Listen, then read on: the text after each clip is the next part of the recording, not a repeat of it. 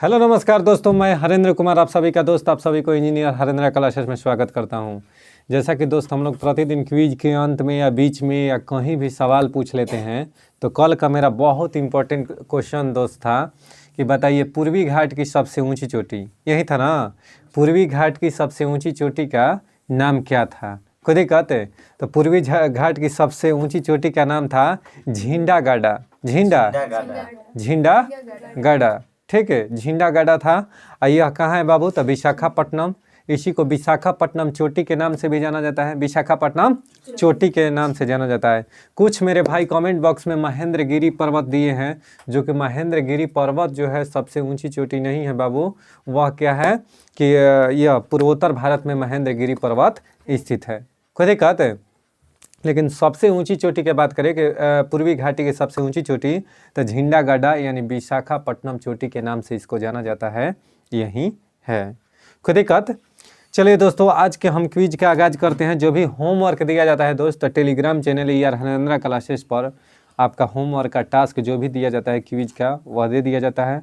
उसके बाद में करेंट अफेयर्स भी हम स्टडी कराते हैं। उसके साथ में करेंट अफेयर्स के साथ में जितना हो सकता है हम क्या कराते हैं कि स्टैटिक्स जीके भी करा देते हैं। उसके साथ साथ घटना चक्र का बुक चलता है यहाँ पर, जो कि इम्पोर्टेंट है बिहार पुलिस और दरोगा के लिए। ठीक है, दरोगा का हाल ही में एग्जाम होने वाला है 17 दिसंबर से, उसके मद्देनज़र देखते हुए हम रात दिन घटना चक्र चला रहे हैं। ठीक है, तो आप इस सेशन का भरपूर इंजॉय लीजिए, भरपूर तरीक़ा से आप पढ़िए, एकदम मस्त रहिए, खुश रहिए। क्विज को आगाज करते हैं। चलिए बाबू, देखिए बताइए तो भारतीय लाह अनुसंधान संस्थान कहाँ है? कहाँ है? रांची। भारतीय लाह अनुसंधान संस्थान कहाँ है? रांची। रांची किस पठार पर स्थित है बाबू? छोटा नागपुर पठार पर स्थित है।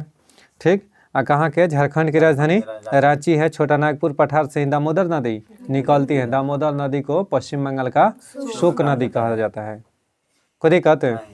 आइए, केंद्रीय ईंधन अनुसंधान संस्थान कहाँ है? जलगोड़ा। जलगोड़ा में केंद्रीय ईंधन अनुसंधान संस्थान जलगोड़ा है। ठीक, केंद्रीय खनन अनुसंधान केंद्र धनबाद, झारखंड में धनबाद है। वह क्या है बाबू? तो केंद्रीय खनन अनुसंधान केंद्र है। भारतीय सर्वेक्षण विभाग कहाँ है? भारतीय सर्वेक्षण विभाग कहाँ स्थित है? देहरादून में।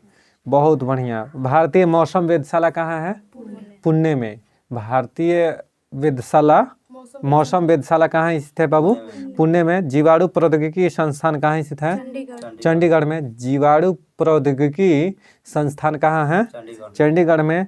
प्रतिवर्ष प्रौद्योगिकी यानी टेक्नोलॉजी डे कब मनाया जाता है बाबू? 11 मई को। कब? 11 मई को। 12 मई को नर्स दिवस के रूप में मनाया जाता है। नर्स दिवस। विश्व मधुमक्खी, अंतर्राष्ट्रीय मधुमक्खी दिवस 20 मई को मनाया जाता है। 17 जून को मगरमच्छ दिवस मनाया जाता है। ठीक, 17 जून को ही वर्ल्ड डेजर्टिफिकेशन डे यानी विश्व मरुस्थलीकरण रोकथाम दिवस के रूप में मनाया जाता है। प्लाज्मा अनुसंधान संस्थान कहाँ स्थित है? गांधीनगर, गुजरात में प्लाज्मा अनुसंधान संस्थान स्थित है। भारतीय भूचुंबकीय संस्थान कहाँ स्थित है?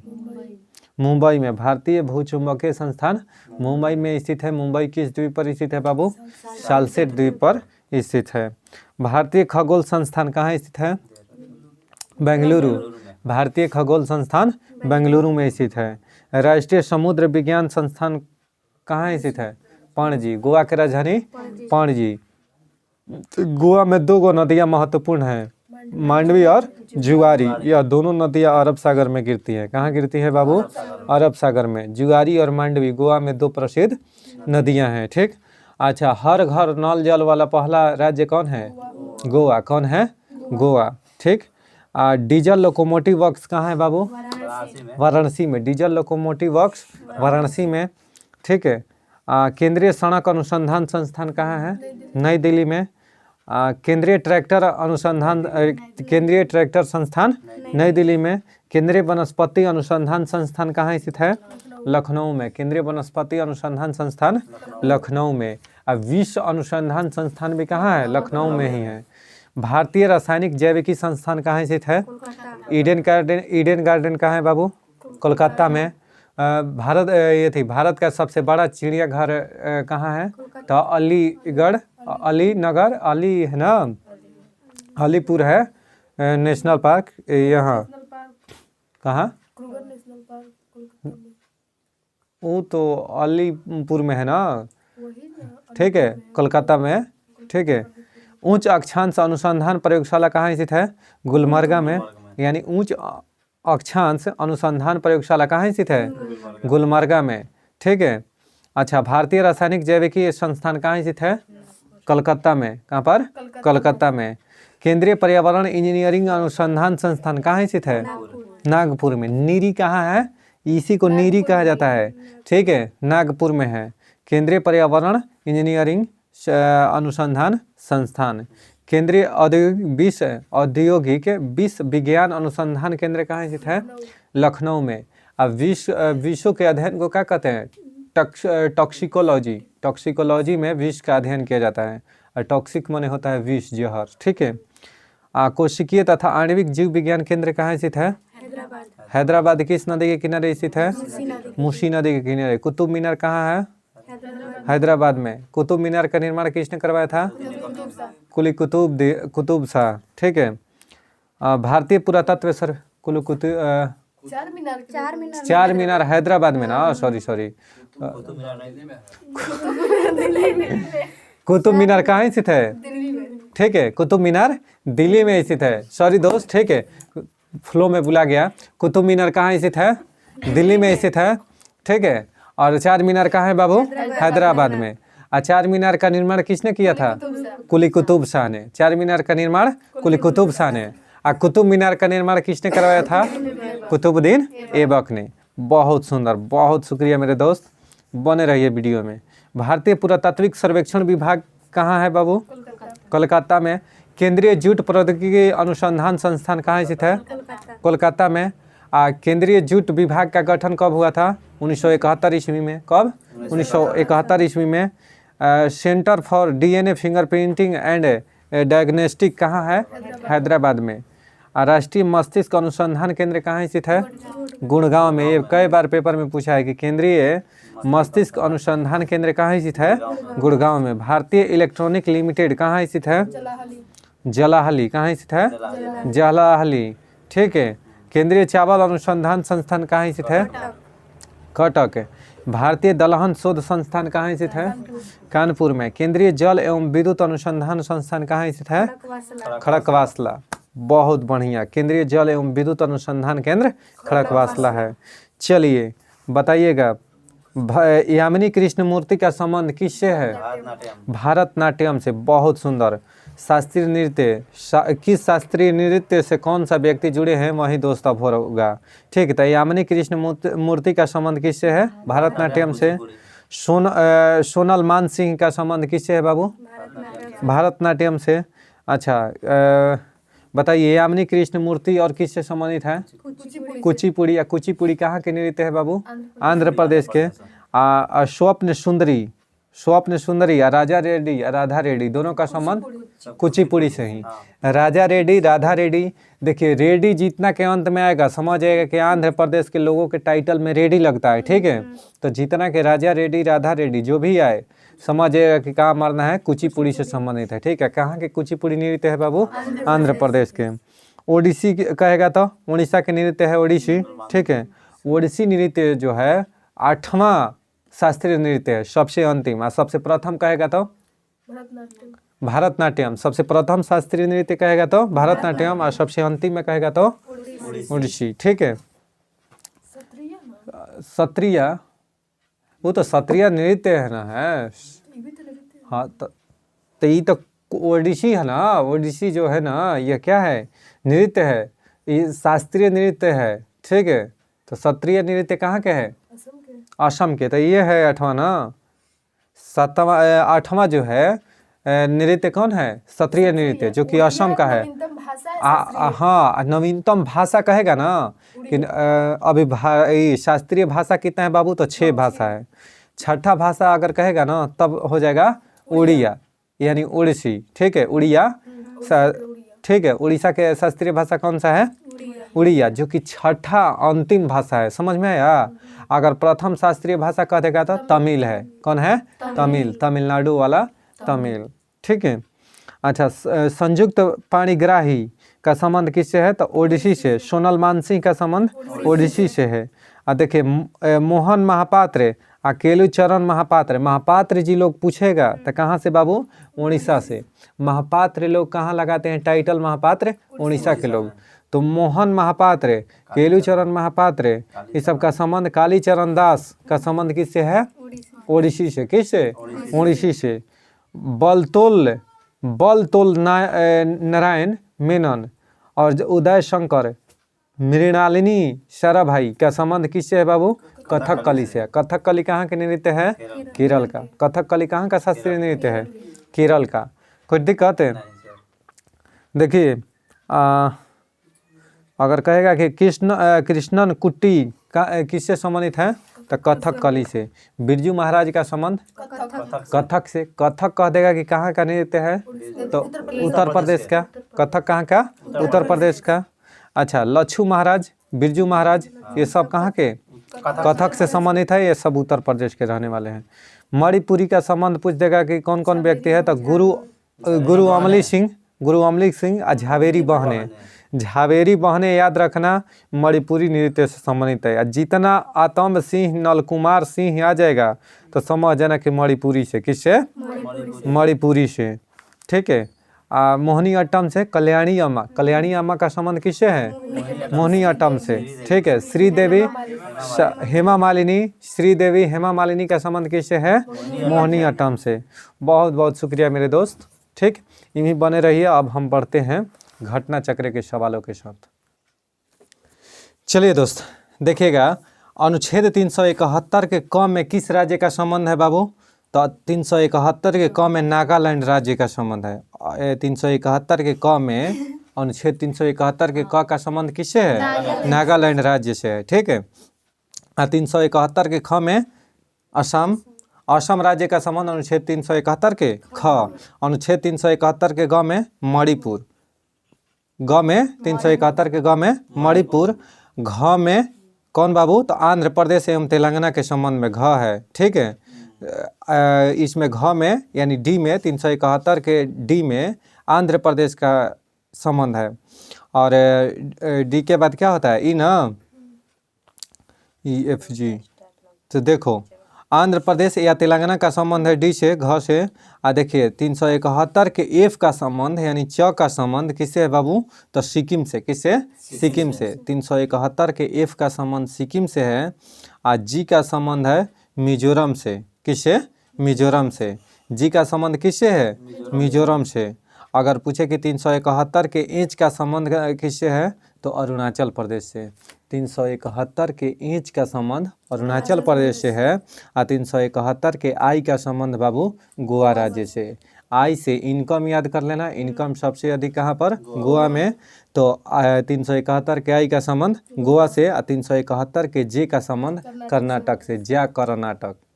जे के कर्नाटक यानी ज्या के कर्नाटक यानी 371 के जे का संबंध किससे है? कर्नाटक से।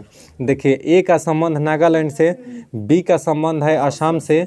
सी का संबंध है किससे? मणिपुर। और डी का संबंध है आंध्र प्रदेश तेलंगाना से। ठीक है। एफ है ना, एफ का संबंध ई नहीं है। एफ का संबंध बाबू सिक्किम से। एफ का संबंध सिक्किम से। एफ जी का संबंध मिजोरम। मिजोरम। जी का संबंध मिजोरम से। जी एच का संबंध अरुणाचल प्रदेश से। आई का संबंध गोवा से। और जे का संबंध अरुणाचल। जाके करो अरुणाचल कर्नाटक। कोई दिक्कत है? अब बताइए 371 का ए का संबंध नागालैंड। बी का संबंध है असम से। सी का संबंध है मणिपुर। डी का संबंध है आंध्र प्रदेश एवं तेलंगाना। आंध्र प्रदेश एवं तेलंगाना। कोई दिक्कत है? अगर कहे कि डी के बाद क्या? एफ का संबंध किससे है बाबू? तो सिक्किम से। एफ का संबंध सिक्किम से। एफ जी का संबंध मिजोरम। एच का संबंध अरुणाचल प्रदेश से। आई का संबंध गोवा से। और जे का संबंध कर्नाटक से। बहुत बहुत बढ़िया दोस्त। 31 अक्टूबर 2019 को क्या किया गया था कि जम्मू कश्मीर, ठीक है, जम्मू कश्मीर को अलग एक राज्य बनाया गया था। 31 अक्टूबर 2019 को। कब बाबू? 31 अक्टूबर 2019 को जम्मू कश्मीर और लद्दाख को पार्टिकुलर रूप से अलग अलग कर दिया गया था और यूनियन टेरेटरीज बनाया गया। तो 31 अक्टूबर को लद्दाख और जम्मू कश्मीर का गठन हुआ कब? 31 अक्टूबर 2019। ठीक है, देखिए राष्ट्रपति द्वारा संविधान आदेश 2019 द्वारा राष्ट्रपति के 1954 के आदेश को प्रतिस्थापित कर दिया गया और जम्मू कश्मीर पुनर्गठन अधिनियम 2019 के अनुसार 31 अक्टूबर 2019 को क्या किया गया कि दो राज्य का गठन किया गया, जम्मू कश्मीर और लद्दाख का। ठीक, बताइए भारतीय संविधान के किस अनुच्छेद में विभिन्न राज्यों से संबंधित विशिष्ट प्रावधान का उल्लेख है? तो अनुच्छेद 371। अनुच्छेद 371 में विशिष्ट राज्यों से विभिन्न राज्यों से विशिष्ट प्रावधान का उल्लेख है, यानी जितने भी विभिन्न राज्य हैं उसमें विशिष्ट प्रावधान है कि वहाँ पर इतना इतना आर्टिकल के तहत राष्ट्रपति वहाँ विशेष सेवा दे सकते हैं। ठीक है, विशेष कार्य कर सकते हैं कौन? राष्ट्रपति। तो विशेष प्रावधान का उल्लेख किस में है बाबू? तो 371 में। भारत के संविधान के अनुच्छेद 371 के ख में किस राज्य का विशेष उपबंध है? तो असम का। 371 के ख में किसका? असम का। ठीक है, सुनिएगा, निम्नलिखित में से राज्यों में से किसके लिए संविधान के अनुच्छेद 371 के अंतर्गत विशेष प्रावधान किया गया है? तो महाराष्ट्र एवं गुजरात के लिए। अनुच्छेद देखिएगा, निम्नलिखित राज्यों में से किसके लिए संविधान के अनुच्छेद 371 के अंतर्गत विशेष प्रावधान किया गया है? तो महाराष्ट्र एवं गुजरात के लिए विशेष प्रावधान किया गया है। ठीक है, भारतीय संविधान के अनुच्छेद 371 के इया कहने का मतलब है बबुआ कि 371 के जे का संबंध किससे है बाबू? तो कर्नाटक और हैदराबाद से। किससे? हैदराबाद और कर्नाटक से। कोई दिक्कत है? इससे संबंधित है 371 का जे, उसी को इया कहते हैं, चाचा चाचा इया।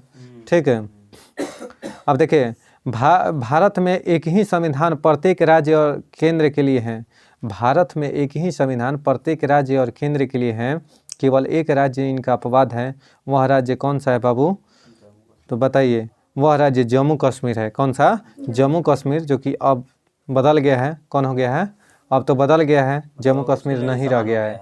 अनुच्छेद 370 का संबंध किससे है? जम्मू कश्मीर से, जो कि अब समाप्त हो गया है। ठीक है, और सुनिएगा, भारतीय संविधान का अनुच्छेद 370 किससे है बाबू? तो एक अस्थायी और संक्रमणकालीन उपबंध है। भारतीय संविधान का अनुच्छेद 370 क्या बताता है? तो एक अस्थायी और संक्रमणकालीन उपबंध है। ठीक, भारतीय संविधान का अनुच्छेद 370 है तो ये जम्मू कश्मीर राज्य से। भारतीय संविधान का अनुच्छेद 370 किस राज्य से संबंधित है?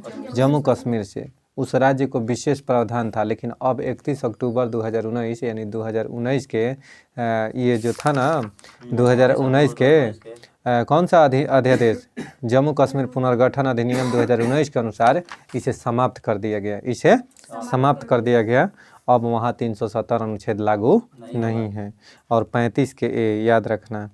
ठीक है, सुनिएगा, संविधान के किस अनुच्छेद के अनुसार जम्मू कश्मीर राज्य को एक विशेष दर्जा प्राप्त था? तो अनुच्छेद 370। कोई दिक्कत है?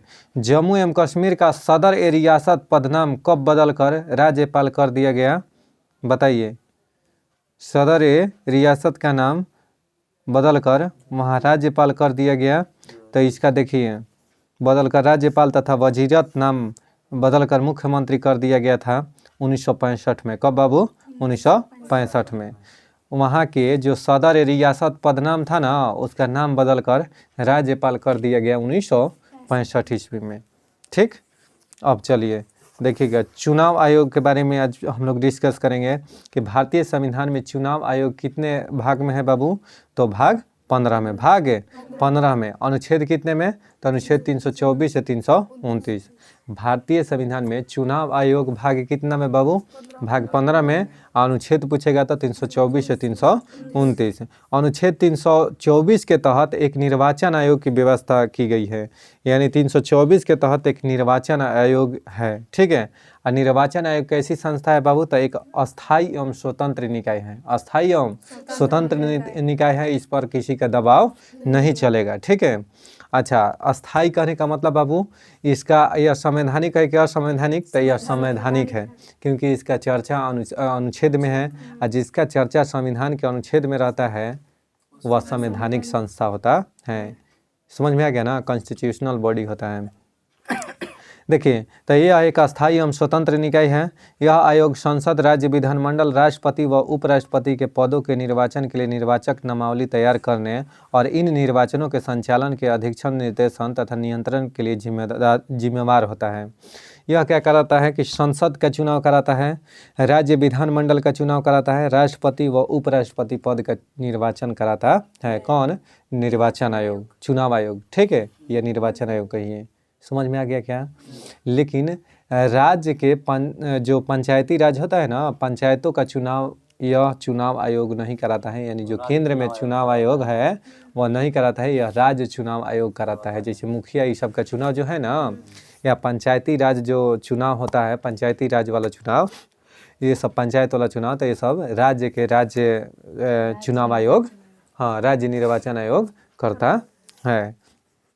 ठीक, देखिए, अनुच्छेद 324 के 2 के अनुसार निर्वाचन आयोग मुख्य निर्वाचन आयुक्त और उतने ही अन्य निर्वाचन आयुक्तों से राष्ट्रपति जितने समय पर राष्ट्रपति नियत करें मिलकर बनेगा। यह बताएगा कि निर्वाचन आयुक्त बनेंगे कितने बॉडी होंगे, यानी कितने कैंडिडेट होंगे, वह 324 के 2 में बताया गया है। मुख्य निर्वाचन आयुक्त और अन्य निर्वाचन आयुक्तों की नियुक्ति राष्ट्रपति द्वारा की जाती है। निर्वाचन आयुक्त और अन्य निर्वाचन आयुक्तों की नियुक्ति किसके द्वारा की जाती है बाबू? राष्ट्रपति के द्वारा की जाती है। 15 अक्टूबर 1979 तक 1989 तक राष्ट्रपति द्वारा एक ही व्यक्ति को चुना जाता था मुख्य चुनाव आयुक्त। यानी वह कैसा बॉडी होता था? सिंगल बॉडी होता था, यानी ये एक सिंगल निकाय था। ठीक है, एक सदस्यीय था। यानी निर्वाचन आयोग 15 अक्टूबर 1989 तक एक सदस्यीय था। फिर क्या हुआ था कि 16 अक्टूबर 1989 को सर्वप्रथम निर्वाचन आयोग ने 2 अतिरिक्त निर्वाचन आयुक्तों की नियुक्ति की, परंतु 1 जनवरी 1990 तक ही ये पद पर रहे। कहने का मतलब है कि 15 अक्टूबर 1989 को निर्वाचन आयोग यहाँ तक 15 अक्टूबर 1989 तक एकल सदस्यीय था। लेकिन ये 15 अक्टूबर के बाद क्या हुआ था कि 16 अक्टूबर 1989 से 1990 तक क्या हुआ था कि 1 जनवरी 1990 तक यह पद 2 अन्य व्यक्ति आ गए, यानी 3 सदस्यीय हो गया। निर्वाचन आयोग 3 सदस्यीय आयोग हो गया। कब से? तो 16 अक्टूबर 1989 से 1 जनवरी 1990 तक निर्वाचन आयोग 3 सदस्यीय आयोग हो गया। फिर इसको 1990 में समाप्त कर दिया गया, फिर 1 सदस्यीय कर दिया गया, फिर 1 सदस्यीय, अब फिर जाकर क्या कर दिया गया कि 1 अक्टूबर 1993 को पुनः 3 सदस्यीय कर दिया गया। 1 मुख्य चुनाव आयुक्त और 2 अन्य अतिरिक्त चुनाव आयुक्त। समझ में आ रहा है ना? तो निर्वाचन आयोग जो है बाबू, अभी वर्तमान में पूछेगा कि कितने सदस्यीय आयोग है, तो 3 सदस्यीय आयोग है। और 3 सदस्यीय आयोग कब से बना बाबू? तो 1 अक्टूबर 1993 से। 1 अक्टूबर 1993 से क्या हो गया? निर्वाचन आयोग 3 सदस्यीय आयोग हो गया। राष्ट्रपति निर्वाचन आयोग की सलाह पर प्रादेशिक आयुक्तों की नियुक्ति कर सकता है। यानी राष्ट्रपति निर्वाचन आयोग के सलाह पर प्रादेशिक आयुक्तों की नियुक्ति कर सकता है। वर्तमान में निर्वाचन आयोग में मुख्य निर्वाचन आयुक्त और 2 अन्य निर्वाचन आयुक्त हैं। तो वर्तमान में कितने सदस्यीय आयोग हो गया? 3। 1 मुख्य चुनाव आयुक्त और 2 अन्य हैं। ठीक है, इसके पास समान शक्तियाँ होती हैं। यानी देखिए, मुख्य चुनाव आयुक्त के पास ज़्यादा शक्ति नहीं होता है, तीनों के पास समान शक्तियाँ होता है। हाल फिलहाल में दरोगा के सेट में मिला था ये क्वेश्चन कि अलग अलग करके इसके बारे में दिया था। तो निर्वाचन आयोग के जो 3 सदस्यीय आयोग होता है ना, तो तीनों के पास समान शक्ति होता है। ठीक है, और उनके वेतन भत्ते एवं दूसरे अनुलाभ भी समान ही होते हैं। सब एक समान होगा, पावर भी एक समान, मतलब कि एक समझ को केवल चुन लिया जाता है कि मुख्य निर्वाचन आयुक्त 3 में से 1 को। समझ में आ गया ना? लेकिन पावर, वेतन, पेंशन सब चीज़ इक्वल है। कोई दिक्कत है? सुनिएगा, जो कि सर्वोच्च न्यायालय के न्यायाधीश के समतुल्य है। इस सब का पावर और वेतन भत्ता कितना मिलता है? तो सर्वोच्च न्यायालय के न्यायाधीश के समतुल्य, जितना सर्वोच्च न्यायालय के न्यायाधीश को मिलता है उसी के समतुल्य होता है। निर्वाचन आयुक्तों का कार्यकाल 6 वर्ष या 65 वर्ष की आयु तक होता है।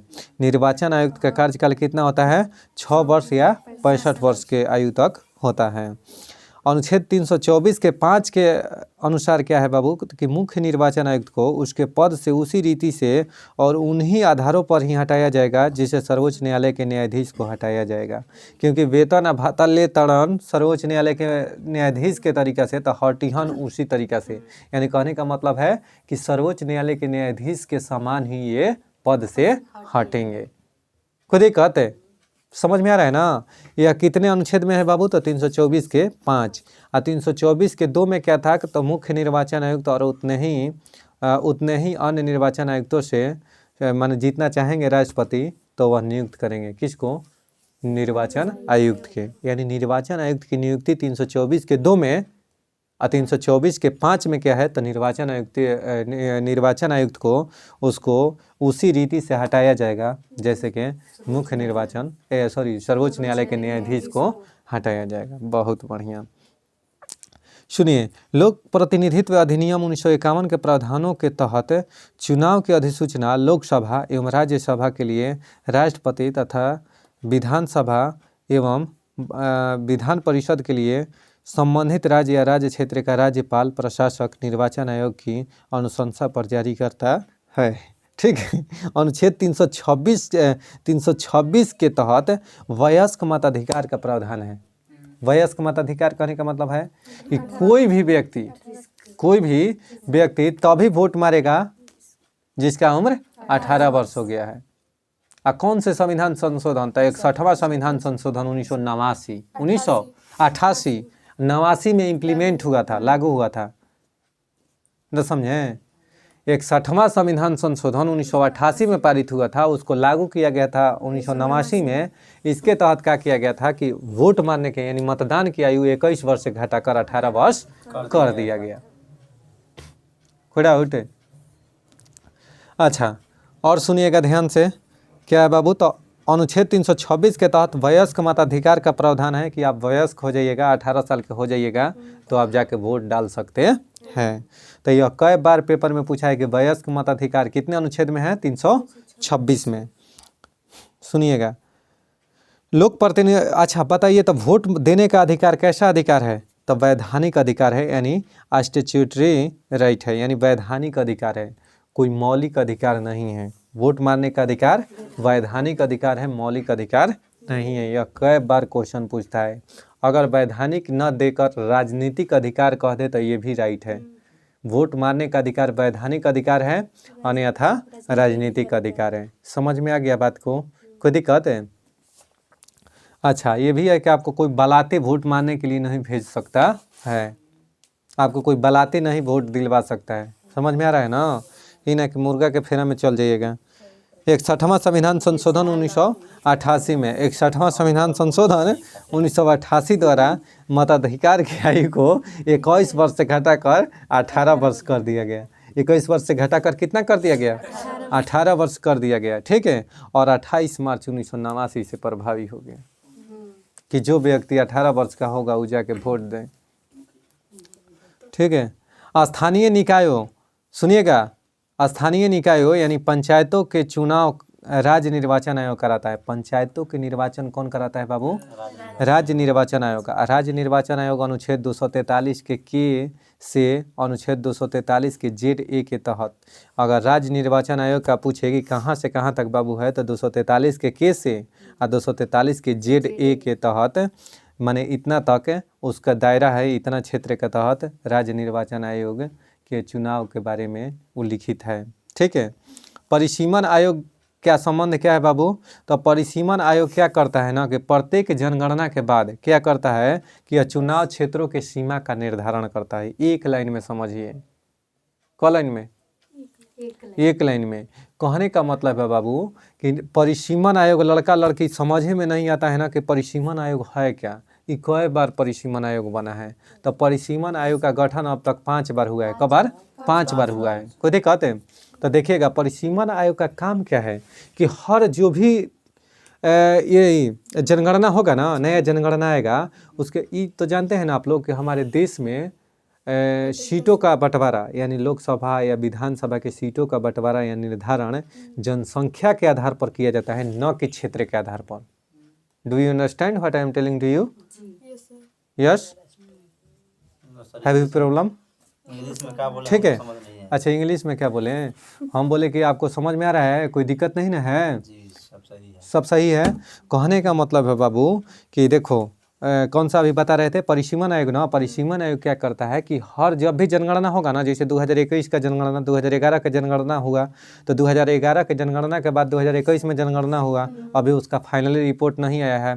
तो 2021 के जनगणना होगा तो इसके उपरांत में क्या होगा कि कहीं की जनसंख्या बढ़ेगा, ठीक है, हर जगह की जनसंख्या बढ़ेगा, तो उस आधार पर अब होगा कि कहाँ पर लोकसभा की सीट बढ़ाया जाए, विधानसभा की सीट बढ़ाया जाए। इसका निर्णय सांसद करता है। कौन करता है? सांसद करता है। समझ में आ रहा है ना? इसका रिपोर्ट कौन सौंपता है? तो परिसीमन आयोग। परिसीमन आयोग कहेगा कि नहीं, यहाँ पर इतना जनसंख्या हो गया, इतना ये चीज़ करना चाहिए, ठीक है। समझ में आ रहा है ना?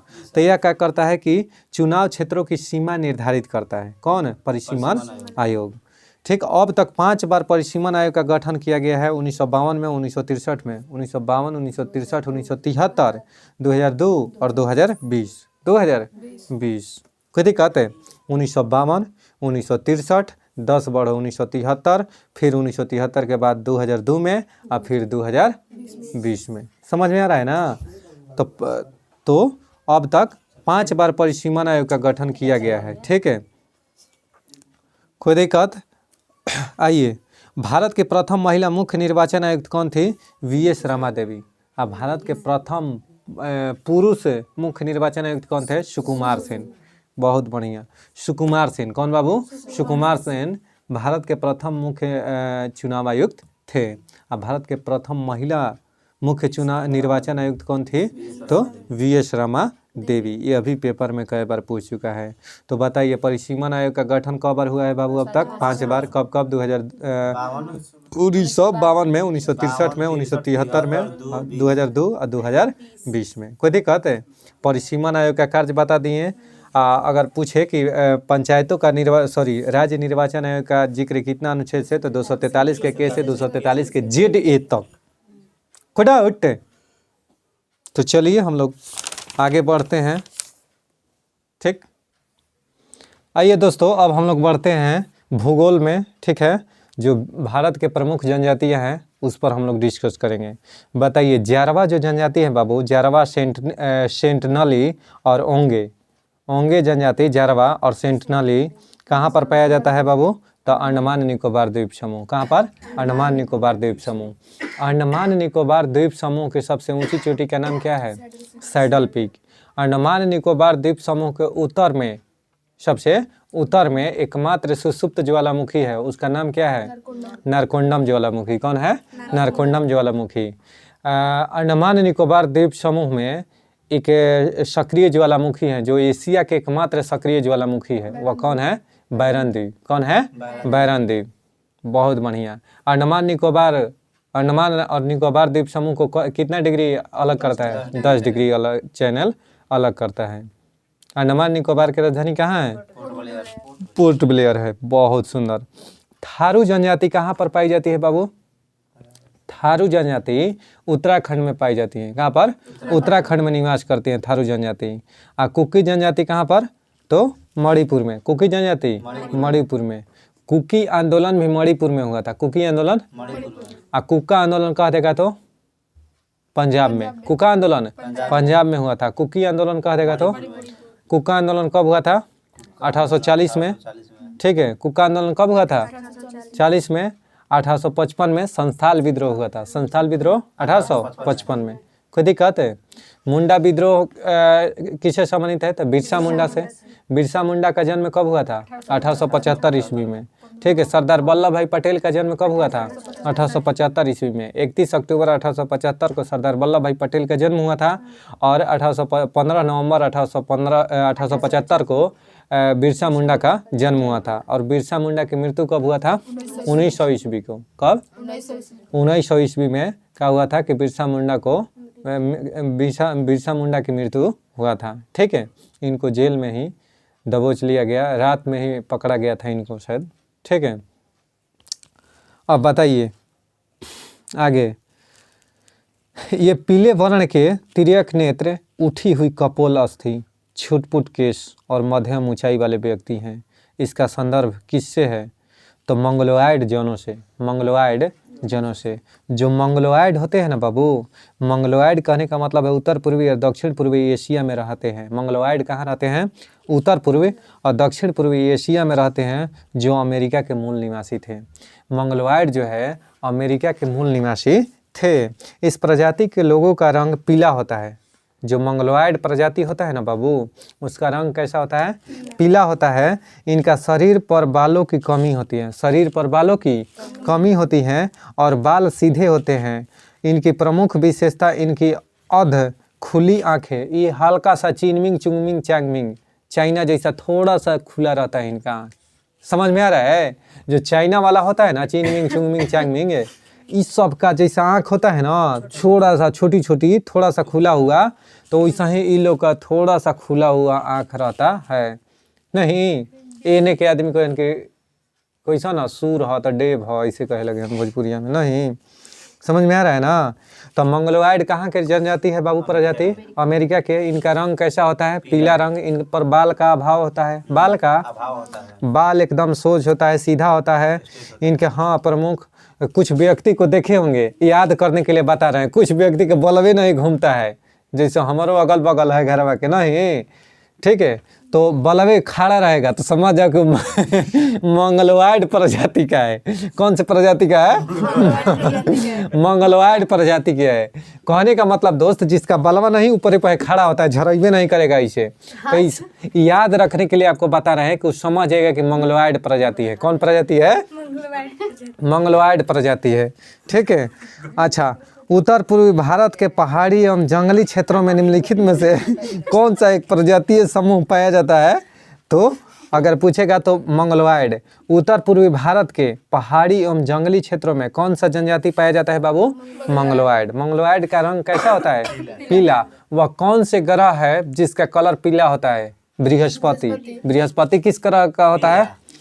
बृहस्पति का सबसे बड़ा ग्रह कौन, उपग्रह कौन है? गैनीमेड। उसका रंग पीला होता है। बहुत सुंदर। भारत की निम्नलिखित में से कौन सी जनजाति प्रोटो ऑस्ट्रेलाइड प्रजाति से संबंधित है? तो संस्थाल। संस्थाल जो है ना, संथाल जो प्रजाति है बाबू, कहाँ का है? झारखंड के। संस्थाल प्रजाति कहाँ के? संथाल विद्रोह कब हुआ था? 1855 में। तो भारत की निम्नलिखित में से कौन सी जनजाति प्रोटो ऑस्ट्रेलाइड प्रजाति से संबंधित है? तो संथाल। प्रोटो ऑस्ट्रेलाइड प्रजाति से संबंधित है। कोई दिक्कत? अब देखिए, भारत के निम्नलिखित भागों में से द्रविड़ीय प्रजाति मुख्यतः कहाँ संकेंद्रित है? तो दक्षिण भारत में। दक्षिण भारत में द्रविड़ीय प्रजाति संकेंद्रित है। बहुत सुंदर। आइए, भारत में जो एकमात्र मानवाभ कॉपी पाया जाता है वह है तो असम का श्वेत भौं गिबन। असम का जो श्वेत भौं गिबन है ना बाबू, वह एकमात्र मानवाभ कॉपी पाया जाता है। एकमात्र मानवाभ कॉपी कौन है बाबू? तो असम का श्वेत भौं गिबन। असम का श्वेत भौं गिबन। निम्नलिखित में से किस राज्य में जनजातीय समुदाय की पहचान नहीं की गई है? तो हरियाणा। हरियाणा में कोई भी जनजाति की पहचान नहीं की गई है, यानी हरियाणा में कोई भी जनजाति निवास नहीं करता है। समझ में आ गया? अधोलिखित में से कौन सा जोड़ा सही है? सुनिएगा। थारू जनजाति कहाँ निवास करती है बाबू? थारू जनजाति उत्तराखंड में। भूटिया जनजाति सिक्किम में, पश्चिम बंगाल में भी पाई जाती है। सिक्किम और पश्चिम बंगाल में भूटिया जनजाति। कौन सी जनजाति? बहुत बढ़िया। कोल जनजाति बिहार, झारखंड, उड़ीसा में, छत्तीसगढ़ में पाई जाती है। कोल जनजाति। और कोल विद्रोह भी हुआ था। समझ में आ गया ना? ठीक। कोल इंडिया की स्थापना कब हुआ था?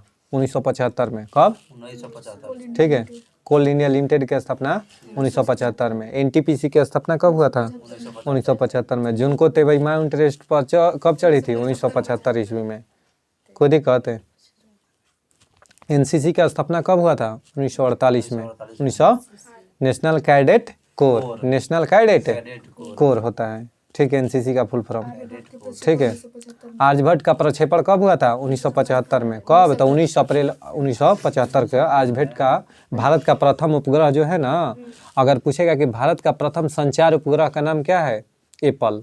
कौन है? संचार उपग्रह एप्पल। भारत का प्रथम संचार उपग्रह का नाम एप्पल। अब भारत का प्रथम उपग्रह कहेगा आर्यभट्ट। तो आर्यभट्ट। कोई दिक्कत है तो आओ तो। हाँ, रूस से आर्यभट्ट को लॉन्च किया गया था, रॉसकॉस्मोस। वहाँ के रूस के अंतरिक्ष एजेंसी का नाम क्या है?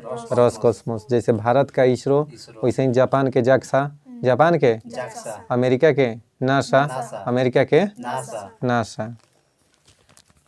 कौन सी जनजाति दीपावली को शोक त्योहार के रूप में मनाती है? बहुत सुंदर, थारू जनजाति। थारू जो जनजाति है ना दोस्त, यह दीपावली को शोक दिवस के रूप में मनाती है। थारू जनजाति उत्तराखंड में। ठीक है, थारू जनजाति उत्तराखंड में। निम्नलिखित में से कौन सी अनुसूचित जनजाति दीपावली को शोक के रूप में मनाती है? तो थारू। ठीक, अच्छा। भारत के निम्नलिखित में से किन राज्यों में थारू जनजाति निवास करती हैं? तो उत्तराखंड और उत्तर प्रदेश में। ठीक है, थारू जनजाति। थारू लोगों का निवास कहाँ है बाबू? तो उत्तराखंड, नहीं तो उत्तर प्रदेश दिया है तो उत्तर प्रदेश मारिए। ठीक, अब सुनिएगा, निम्नलिखित में से कौन सा मिलान सही है? मिलान सही है, केवल 1 और 3। यानी लिम्बू जनजाति कहाँ है बाबू? तो सिक्किम में। लिम्बू जनजाति सिक्किम में। हाँ, लेम्बो ना, लिम्बू। लिम्बू जनजाति, लींबू जनजाति। लिम्बू। लींबू। हाँ, लिम्बू जनजाति सिक्किम में। ठीक है। दोस्तों, अब भोजपुरी में क्या है ना दोस्त, नींबू को लेम्बू कहते हैं, लेम्बू। ठीक है, ठीक है। डोंगरिया कोंद है। डोंगरिया कोंद कहाँ के जनजाति है बाबू? तो उड़ीसा के। डोंगरिया कोंद कहाँ की जनजाति है? उड़ीसा के। बहुत बढ़िया। निम्नलिखित में से कौन सा धौलाधर श्रेणी की प्रमुख जनजाति है? तो गद्दी। गद्दी क्या है बाबू? तो कौन सा धौलाधर श्रेणी की प्रमुख जनजाति है? तो गद्दी। कौन बाबू? गद्दी। बहुत बढ़िया। गद्दी लोग निवासी हैं कहाँ के? तो हिमाचल प्रदेश।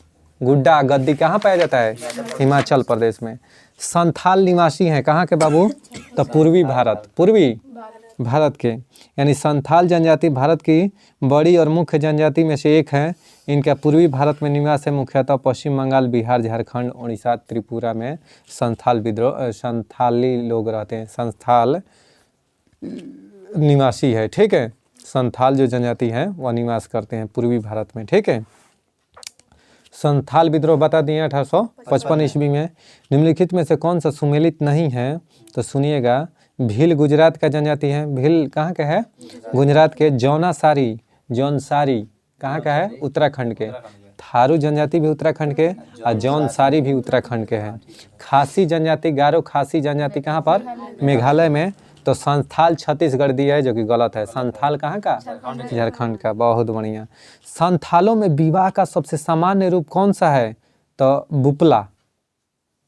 संथालों में विवाह का सामान्य रूप कौन सा है बाबू? बुपला। अब बुपला कहे तो संथालों में विवाह को बुपला कहा जाता है। बुपला में क्या होता है कि बपला कई प्रकार के होते हैं। संथालों में वर पक्ष की ओर से वधु को दिया जाने वाला वधु मूल्य पूर्ण कहलाता है। सुन लो कि इसमें क्या होता है ना, संथालों के शादी सुन लीजिएगा दोस्त, कैसे होता है। वर पक्ष की ओर से वधु पक्ष को दिया जाने वाला वधु मूल्य पूर्ण कहलाता है। जैसे वर पक्ष की ओर से जो भी वधु को दिया जाएगा ना, तो उसको पूर्ण कहा जाएगा कि पूर्ण मिला है। और शादियाँ तोड़ी भी जा सकती हैं। इनकी शादियाँ तोड़ी भी जा सकती हैं। इस मामले में स्त्री पुरुष दोनों समान अधिकार प्राप्त करते हैं। माने पुरुष भी देगा और महिला भी देगी। पुरुष चाहेगा तो शादी तोड़ सकता है, महिला भी चाहेगी तो शादी तोड़ सकता है। तो इसमें कोई दोनों का समान अधिकार है। खुद ही कहते हैं, और दोनों शादी तोड़ सकता है। और दोनों, सबसे मज़ेदार बात है कि इसमें लड़का भी देगा और लड़की भी देगी। कहने का मतलब है कि लड़के वाले के पक्ष भी देंगे कुछ लड़का वाले को, और लड़के वाले का पक्ष भी लड़की वाले को कुछ देंगे। मतलब लड़कों पर पीछे हटेगा हाँ, तो अब बात बराबर और समान अधिकार रहता है, समान अधिकार रहता है। ठीक है। बिटलाहा संथाल समाज में सबसे कठोर सजा है। देखो, बिटलाहा संथाल समाज में सबसे कठोर सजा है। यह एक प्रकार का सामाजिक बहिष्कार है। संथाल गांव का प्रधान मांझी कहलाता है। जो संथाल जो गांव के प्रधान होता है ना, संथाल जो जनजाति होता है ना, संथाल जनजाति, उसके गांव के प्रधान को मांझी कहा जाता है। क्या कहा जाता है? बहुत सुंदर था। संथाल विद्रोह, संथाल लोगों का शादी के बारे में आप लोग जाने ना, बहुत सुंदर। चलिए, ऋतु प्रवास किया करते हैं तो भुटिया, ऋतु प्रवास किया करते हैं। ऋतु प्रवास माने मौसम की तरह तुम भी बदलना जाना।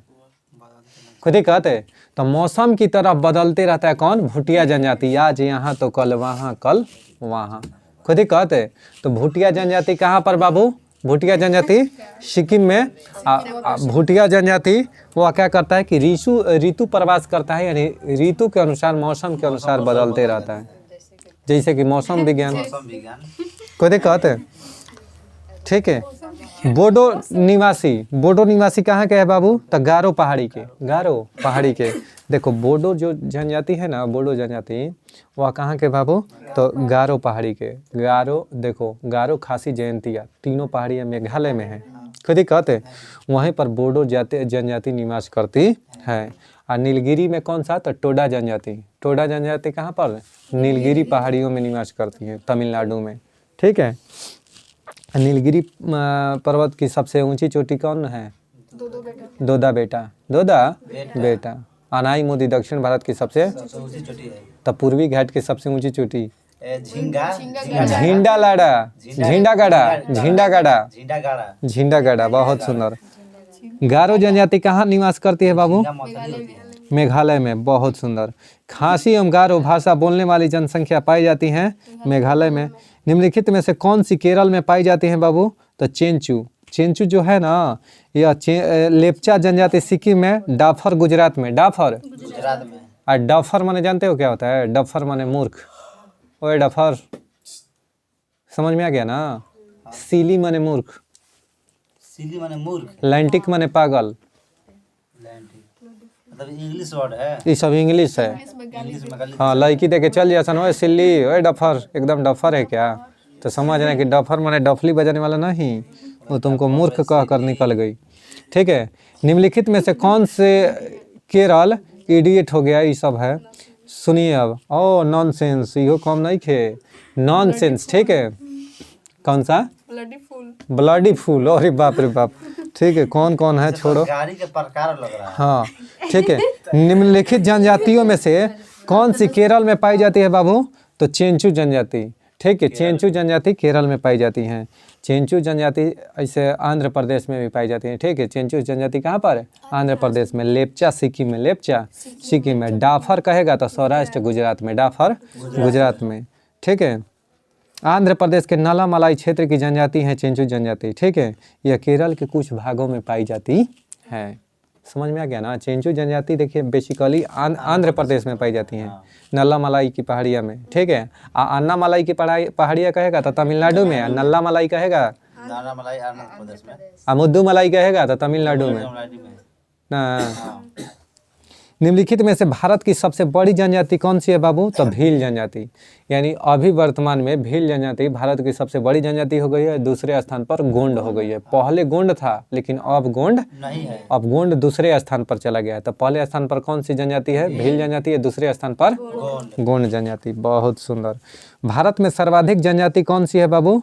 तो भील जनजाति। सुनिएगा, टोडा एक जनजाति है जो निवास करती है कहाँ पर? तो नीलगिरी की पहाड़ियों पर। बताए ना अभी कि नीलगिरी के पहाड़ियों पर टोडा जनजाति निवास करती है। आंडी और ओपोर तिपी नाम से प्रचलित विवाह किस आदिवासी समुदाय से संबंधित है? तो हो जनजाति है, आदिवासी समुदाय है। कौन? हो। ठीक है। इनका विवाह जो है ना, प्रचलित विवाह कौन सा है? आंडी और ओपोर तिपी। अंडी और ओपोर तिपी। ठीक।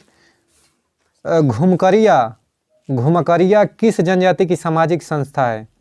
उरांव जो जनजाति है ना बाबू, इसके सामाजिक संस्था क्या कहलाता है बाबू? तो घुमकरिया। ठीक है। उरांव जनजाति का युवा गृह, यानी जो युवा गृह होता है ना, उसको घुमकरिया कहा जाता है। घुमकरिया। उत्तराखंड की सबसे बड़ी अनुसूचित जनजाति कौन सी है? तो थारू जनजाति। उत्तराखंड में सबसे बड़ी अनुसूचित जनजाति कौन सी है? थारू जनजाति। एक जनजाति जो सरहुल त्योहार मनाती है वह कौन सी है? तो मुंडा जनजाति। कौन सा? मुंडा जनजाति सरहुल त्योहार मनाती है। सरहुल त्योहार कौन सी जनजाति मनाते हैं? तो मुंडा जनजाति। ठीक है, निम्न जनजातियों में से बहुपति विवाह की प्रथा को मानता है कौन सा बाबू? तो टोडा। उसमें बहुपति विवाह कहने का मतलब है कि एक औरत है वह ये 2 से अधिक पुरुष के साथ शादी कर सकते हैं, यानी बहुपति। हाँ, बहुपति विवाह की प्रथा को मानता है कौन सा बाबू? तो टोडा जनजाति। कोई दिक्कत है? और आइए, ठीक, सुनिएगा। मिजोरम में बस्ती संरूप मुख्यतः घटकों के साथ साथ रैखिक प्रतिरूप का है, क्योंकि घाटिया कटकों की अपेक्षा ठंडी होती है। घाटिया कटकों की अपेक्षा ठंडी होती हैं। अच्छा जी, बताइए टोडा जनजाति मुख्यतः कहाँ निवास करती है बाबू? तमिलनाडु में। भील जनजाति कहाँ पर? महाराष्ट्र में। गुजरात महाराष्ट्र में भील जनजाति। बंजारा भी कहाँ पर? वहीं। कोई दिक्कत है? चलिए देखिए, गोवा में कौन सा? तो कोंकणी। गोवा की मुख्य भाषा कौन सी है? कोंकणी। मेघालय की मुख्य भाषा खासी है। नागालैंड के अंगामी। तो पूछेगा कि अंगामी भाषा कहाँ पर है? ठीक है, ठीक है, नागालैंड के।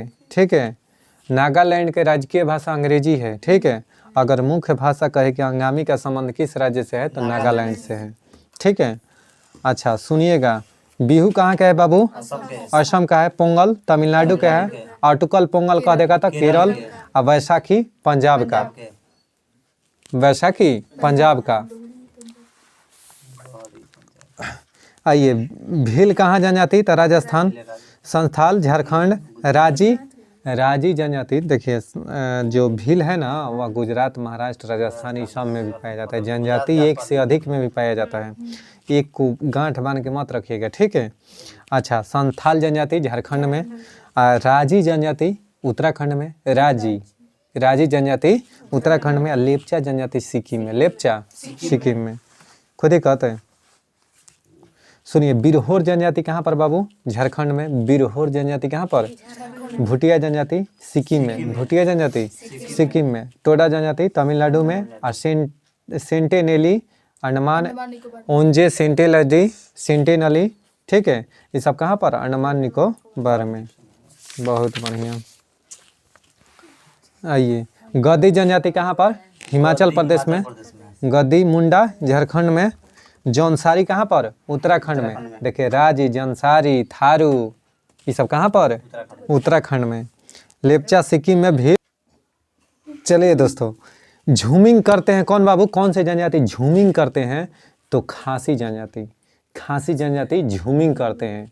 ठीक है, खासी जनजाति द्वारा व्यापक स्तर पर झूमिंग यानी झूम कल्टीवेशन किया जाता है। झूमिंग एक कृषि होता है ना बाबू, तो झूम कृषि, झूम बराबर झूम, तो झूम कृषि जो है ना वह किसके द्वारा किया जाता है? तो खासी जनजाति द्वारा।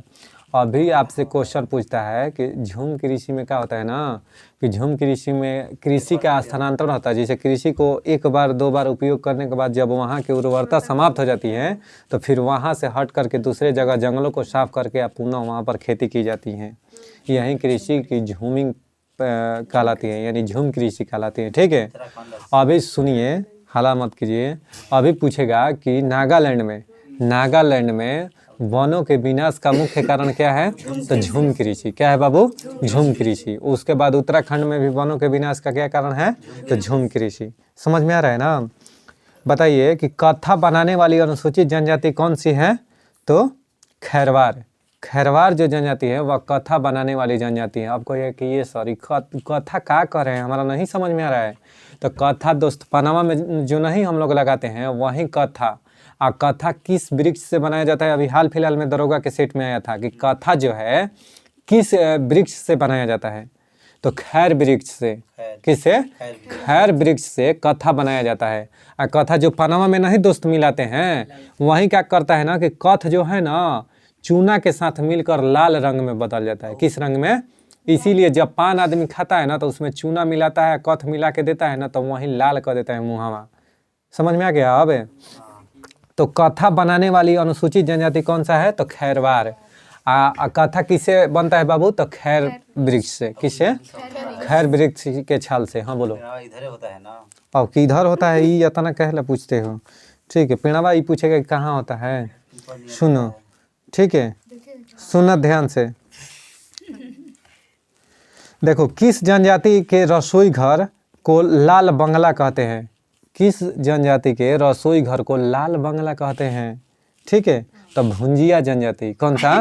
भुंजिया जनजाति। दोस्त, दाल भात भुंजिया होता है ना, तो भुंजिया जनजाति याद करने के लिए आपको बता रहा हूँ कि भुंजिया जनजाति का संबंध किससे है? लाल घर से, लाल बंगला से। लाल यानी भुंजिया जनजाति के रसोई घर को लाल बंगला कहते हैं। लाल बंगला कहते हैं। खुद ही कहते हैं जी, रसोई घर को लाल बंगला कहते हैं। कोई डाउट नहीं ना है? और देखिएगा, कुडुख बोली कौन बोलते हैं? कुडुख बोली तो उरांव जो जनजाति है ना बाबू, उरांव जो जनजाति है या कुडुख बोली बोलते हैं। कौन सा? उरांव जनजाति कुडुख बोली बोलते हैं।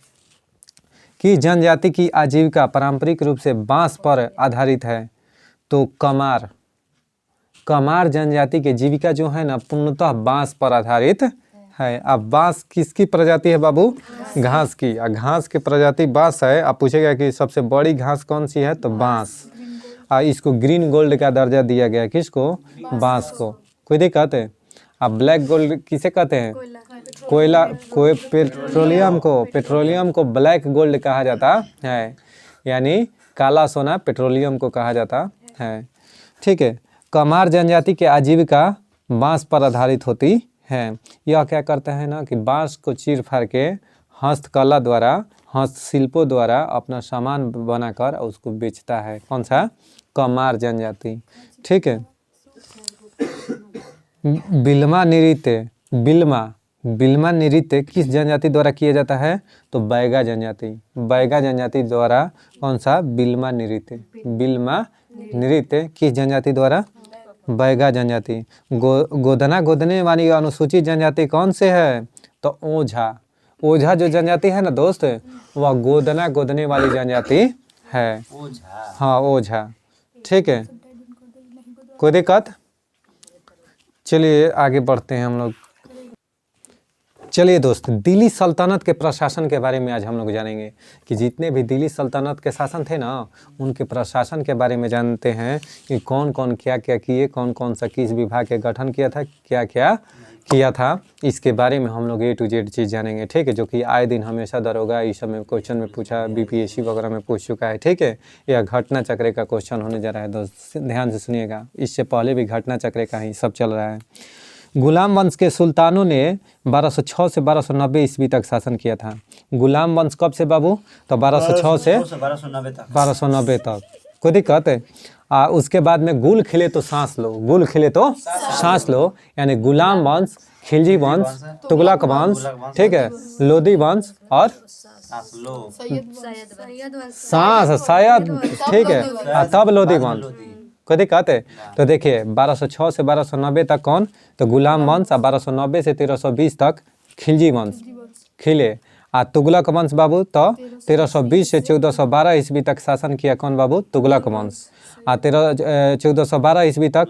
उसके बाद सैयद वंश 1414 से 1451, 1414 से 1451। और लोदी वंश 1451 से 1526 तक। ठीक है, इसमें तुगलक वंश का शासन सबसे दीर्घकालिक रहा और खिलजी वंश का शासन सबसे कम ना। कोई दिक्कत है? कौन से वंश का शासन सबसे कम रहा? तो खिलजी वंश का शासन सबसे कहे तो कम रहा। कोई डाउट है? अब देखिए, अगर लोदी वंश की बात करें तो ये तो लंबा शासन था, खिलजी वंश का सबसे कम था। फिर से देखिएगा रिवीजन, दिल्ली पर कौन कौन सा शासन किया? तो सबसे पहले गुलाम वंश, कब? तो 1206 से 1290 तक। उसके बाद में ये खिलजी वंश 1290 से 1320 तक। ये तुगलक वंश अगला है, तो तुगलक वंश 1320 से 1412 तक। और 1414 से 1451 तक कौन बाबू? सैयद वंश। 1414 से 1451 तक सैयद वंश। और कहे कि लोदी वंश कब से? तो 1451 से 1526 तक कौन शासन किया? लोदी वंश। ठीक है, 1526 ईस्वी तक। इसने तुगलक वंश का सबसे अधिक शासन काल दीर्घकालिक रहा, सबसे लंबा समय तक। सल्तनत काल के अधिकांश अमीर एवं सुल्तान तुर्क वर्ग के थे, यानी जो सल्तनत काल में जो थे ना जितने भी सल्तनत काल के अधिकांश अमीर एवं सुल्तान तुर्क वर्ग के थे। किस वर्ग के? तुर्क वर्ग के थे। सुल्तान केंद्रीय प्रशासन का प्रधान होता था। सुल्तान जो है दिल्ली सल्तनत के समय में जो भी सुल्तान होता था वह केंद्रीय प्रशासन का प्रधान होता था। ठीक, देखिए प्रशासनिक विभाग एवं इसे प्रारंभ करने वाला शासक विभिन्न प्रकार के दिल्ली सल्तनत पर जो भी शासन जो था, जो भी शासक शासन किया उसके द्वारा विभिन्न प्रकार के विभाग, प्रशासनिक विभाग का गठन किया गया। इससे आए दिन हमेशा पेपर में पूछता है। ठीक है, तो अब हम बताएंगे कि कौन से विभाग को किसने गठन किया था।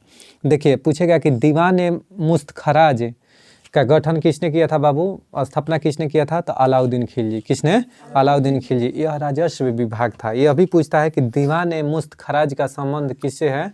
तो राजस्व विभाग से, यानी यह राजस्व विभाग था। इसका स्थापना किसने किया था? तो अलाउद्दीन खिलजी। अलाउद्दीन खिलजी ने ही बाजार नियंत्रण प्रणाली, घोड़ा दागने की प्रथा और सैनिकों के नगद वेतन और सैनिकों के हुलिया लिखने की प्रथा भी किसने शुरू किया था? अलाउद्दीन खिलजी। अलाई दरवाजा के निर्माण किसने किया था? अलाउद्दीन खिलजी। कोई दिक्कत है? मजा आ रहा है ना? और सुनिएगा, ये तो हो गया। मुस्तखराज क्या था? तो राजस्व विभाग था। दीवान रियासत भी अलाउद्दीन खिलजी ने ही। दीवान रियासत का भी गठन किसने किया था? अलाउद्दीन खिलजी ने। बाजार नियंत्रण विभाग इसको कहा जाता था। दीवान रियासत को क्या कहा जाता था? बाजार नियंत्रण विभाग। ये इसका गठन किसने किया था? स्थापना अलाउद्दीन खिलजी ने। और दीवान अमीर ए कोही, यह कृषि विभाग था। दीवान अमीर ए कोही यह कृषि विभाग था। इसका गठन मोहम्मद बिन तुगलक ने किया था। मोहम्मद बिन खुद ही कहते, मोहम्मद बिन तुगलक को क्या कहते हैं? स्वप्नशील, रक्त पिपासु, पागल सुल्तान। जबकि सबसे पढ़ा लिखा दिल्ली सल्तनत में कौन था? मोहम्मद बिन तुगलक था, सबसे शिक्षित। पूछेगा कि दिल्ली सल्तनत का वह कौन सा शासक था जो सबसे शिक्षित था? तो मोहम्मद बिन तुगलक। ठीक है, हाँ, तो मोहम्मद बिन तुगलक के ही नाम उलूग खां था। दीवान खैरात दान विभाग का गठन किसने किया था? दीवान खैरात तो फिरोज तुगलक ने। किसने? फिरोज तुगलक ने। दीवान खैरात यानी दान विभाग था, इसका गठन किसने किया था? फिरोज तुगलक। और दीवान बंदगान फिरोज तुगलक ने ही।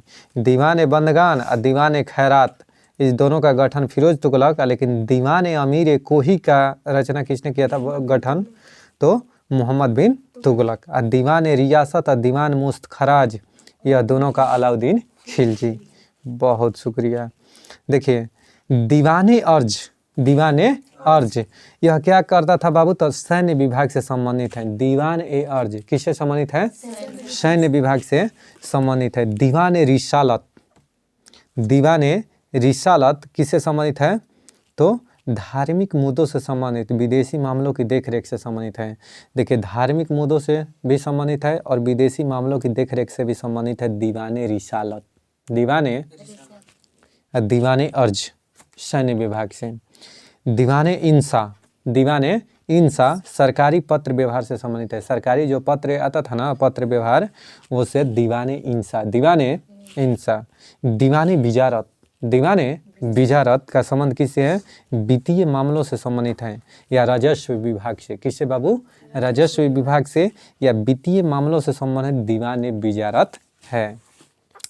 बिजारत एक ऐसी संस्था थी जिसे इस्लामी संविधान में मान्यता दी गई थी। बिजारत एक ऐसी संस्था थी बाबू जिसे इस्लामी संविधान में मान्यता दी गई थी। ठीक है, महमूद गजनवी के राज्यकाल में अब्बास फजल बिन अहमद प्रथम वजीर हुए जो शासन व्यवस्था चलाने में निपुण थे। यानी महमूद गजनवी के राज्यकाल में अब्बास फजल बिन अहमद प्रथम ऐसे वजीर हुए जो शासन व्यवस्था चलाने में निपुण थे। राज्य का प्रधानमंत्री वजीर कहलाता था। राज्य के प्रधानमंत्री को क्या कहा जाता था? वजीर कहा जाता था। वजीर मुख्यतः राजस्व विभाग यानी दीवान बिजारत का प्रधान होता था। जो राजस्व विभाग था ना, दीवान बिजारत यह क्या था बाबू? दीवान बिजारत यह वित्तीय मामला यानी दीवान बिजारत क्या था? तो राजस्व विभाग था। यह वजीर संभालता था। इस दृष्टि से वह लगान, कर व्यवस्था, दान तथा सैनिक व्यय आदि सभी को देखभाल करता था। कौन? वजीर। कौन? वजीर। तुगलक काल मुस्लिम भारतीय विजारत का स्वर्ण काल कहा जाता है। जो तुगलक काल था ना, मुस्लिम भारतीय विजारत का स्वर्ण काल कहा जाता है। किसको? तुगलक काल को। फिरोज तुगलक के समय वजीर का पद अपने चरमोत्कर्ष पर पहुंच गया। जो फिरोज तुगलक था ना, उसका जो पद था अपने चरमोत्कर्ष पर पहुंच गया, अपने चरमोत्कर्ष पर पहुंच गया। दशमलव प्रणाली के आधार पर सेना का संगठन और पदों का विभाजन किया गया था। दशमलव किसने? खिलजी वंश के शासक किसने किया था? दशमलव, अलाउद्दीन खिलजी। दशमलव प्रणाली के आधार पर सेना का संगठन और पदों का विभाजन किया गया था। घुड़सवारों की टुकड़ी का प्रधान सरखेल कहलाता था। जो घुड़सवार के टुकड़ी का प्रधान होता था ना, उसको सरखेल कहा जाता था। सरखेल। 10 सरखेल के ऊपर एक सिपह सालार होता था। 10 सरखेल के ऊपर एक सिपह सालार होता था। 10 सिपह सालार के ऊपर एक अमीर होता था और 10 अमीरों के ऊपर एक मलिक और 10 मलिकों के ऊपर एक खान होता था। ठीक है। सुल्तान सेना का मुख्य सेनापति होता था। सुल्तान जो था मुख्य सेनापति होता था। फिरोज तुगलक ने कुरान के नियमों को दृष्टि में रखकर कर निर्धारण किया। उसने कुरान में अनुमोदित 4 कर लगाने की अनुमति दिया था। जो फिरोज तुगलक था उसने कुरान में 4 गो कर लगाने की संस्तुति दिया था। कौन कौन बाबू? खराज, जजिया, खम्स और जकात। खम्स जो था ना, वह लूटे हुए संपत्ति पर लगाया गया कर था। कौन सा? खम्स कर। तो खराज, जजिया, खम्स और जकात, यह 4 कर था। खम्स क्या था बाबू? तो लूट का धन था जो युद्ध में शत्रु राज्य की जनता से लूट में प्राप्त होता था। जैसे लड़ाई हुआ तो जो शत्रु था उससे जो छीन कर लाया गया उसको खम्स कहा जाता था। इस लूट का 4/5 भाग सैनिक में बांट दिया जाता था। शेष 1/5 भाग राज्य कोष में जमा होता था। 4/5 भाग सैनिक में दे दिया जाता था जो लड़ा है, और 1/5 भाग राजकोष में रख दिया जाता था। अलाउद्दीन खिलजी और मोहम्मद बिन तुगलक ने 4/5 राजकोष में रखा और शेष 1/5 भाग सैनिकों में बांट दिया। ठीक है। इसने क्या किया कि दोनों अला सन, अलाउद्दीन खिलजिया और कौन सा? तो मोहम्मद बिन तुगलकवा, ये दोनों का कैलसन की पलट दिलसन डाटा। कलसन ना माल दे है नहीं, 4/5 अपना पास रख लिया, यानी अपना राजकोष में, आ 1/5 कलश की तोनी के लड़ल बासन लसन एक खालासन, यानी 1/5 बांट दिया। कहने का मतलब है कि काम किया सब सैनिक और राजकोष में आकर माल जमा हो गया। ठीक है। तो सुनिए, सिकंदर लोदी ने गड़े हुए खजाने से कोई हिस्सा नहीं लिया। सिकंदर लोदी जो था वह गड़े हुए खजाने से कोई हिस्सा नहीं लिया। यह ऐसा सुल्तान ईमानदार था जो गड़ा हुआ खजाना था ना, ठीक है, हाँ, 1 रुपया नहीं लिया, 1 रुपया नहीं लिया। सल्तनत काल में शासन की सबसे छोटी इकाई ग्राम थी। जो सल्तनत काल था ना बाबू, दिल्ली सल्तनत, उसमें सबसे छोटी इकाई कहेगा कि क्या थी? तो ग्राम थी। सबसे छोटी इकाई ग्राम थी। ठीक है। जो स्वशासन तथा पैतृक अधिकारियों की व्यवस्था के अंतर्गत थे। ग्राम स्तर पर चौधरी भू राजस्व का सर्वोच्च अधिकारी था। ग्राम स्तर पर जो चौधरी होता था ना, वह भू राजस्व का सर्वोच्च अधिकारी था। सल्तनत कालीन 2 प्रमुख मुद्राएं होती थी। सल्तनत काल में 2 प्रमुख मुद्रा था। कौन कौन बाबू? तो जीतल एवं टंका। जीतल एवं टंका। जीतल एवं टंका था। जीतल जो था ना वह तांबे का, और टंका किसका बना होता था बाबू? देखिए, चांदी का टंका होता था और तांबे का जीतल बना होता था। जीतल जो था वह तांबा का बना होता था और चांदी का टंका। ठीक है। जिसे इल्तुतमिश ने शुरू किया था। टंका और जीतल। बहुत सुंदर। टंका एवं जीतल का अनुपात 1:48 था। टंका एवं जीतल, यानी 48 गो जीतल लाइएगा तो 1 टंका मिलेगा, 1 टंका मिलेगा। कोई दिक्कत है? उसी को आदमी भोजपुरिया में कहते हैं 1 टका नहीं खे हमारे बेरी। समझ में आ गया ना? तो 1 टंका बराबर 48 जीतल। 1 टंका बराबर 48 जीतल। बहुत सुंदर। अलाउद्दीन महमूद शाह के सिक्के पर सर्वप्रथम बगदाद के अंतिम खलीफा का नाम अंकित था। यानी अलाउद्दीन महमूद शाह के सिक्के पर सर्वप्रथम बगदाद के अंतिम खलीफा का नाम अंकित था। बगदाद के अंतिम खलीफा अल मुस्तसिम थे। ठीक है, इल्तुतमिश के सिक्के पर खलीफा अल मुस्तनसीर का नाम उल्लिखित था। खुद ही कहते हैं। अब चलिए दोस्त हम लोग करेंट की ओर बढ़ते हैं। बहुत बहुत चलिए तो दोस्तों आज हम लोग चलते हैं करेंट अफेयर्स की दुनिया में। बहुत लाजवाब, बहुत शानदार करेंट अफेयर्स, इसके साथ में स्टैटिक्स जीके भी आपको करवाएंगे। ठीक, आप यूं ही मेरे को देखते रहिए और सुनते रहिए। ठीक है, फीकी की स्थापना कब हुआ था? 1927 में। फीकी के 87 नहीं 27 में फीकी की स्थापना 1927 में। हाल ही में बुकर पुरस्कार 2023 पॉल लिंच को दिया गया है। पॉल लिंच को दिया गया है बुकर पुरस्कार। ठीक है, बुकर पुरस्कार, यह पुरस्कार पैगंबर शौग उपन्यास के लिए दिया गया है। पैगंबर शौग उपन्यास के लिए किसको दिया गया है? पॉल लिंच को बुकर पुरस्कार 2023 दिया गया है। ठीक, इस पुस्तक में 4 बच्चों की माँ की कहानी है। 4 बच्चों की माँ की कहानी है। यह आयरलैंड के रहने वाले हैं। अगर पूछेगा कि पॉल लिंच कहाँ के रहने वाले हैं, तो आयरलैंड के रहने वाले हैं। आयरलैंड की राजधानी बाबू डबलिन। आयरलैंड की राजधानी डबलिन। आयरलैंड किस महाद्वीप में है? आयरलैंड किस महाद्वीप में है? यूरोप में। कहाँ पर है? यूरोप में। बताइए बुकर पुरस्कार की शुरुआत कब हुई थी? बुकर पुरस्कार की शुरुआत 1969 ईस्वी में। यह पुरस्कार अंग्रेजी भाषा में लिखी पुस्तक के लिए दी जाती हैं। खास बात यह बात है कि बुकर पुरस्कार केवल अंग्रेजी भाषा में दी जाती हैं। बुकर पुरस्कार केवल अंग्रेजी भाषा में दी जाती हैं। अब बुकर पुरस्कार की शुरुआत कब हुई? 1969 ईस्वी से। 1969 ईस्वी से। ठीक है, अच्छा जी, भारतीय बुकर पुरस्कार। देखिए, भारतीय अगर बुकर पुरस्कार कहते हैं कि पहली बार किसको मिला था, तो अरुंधति राय को।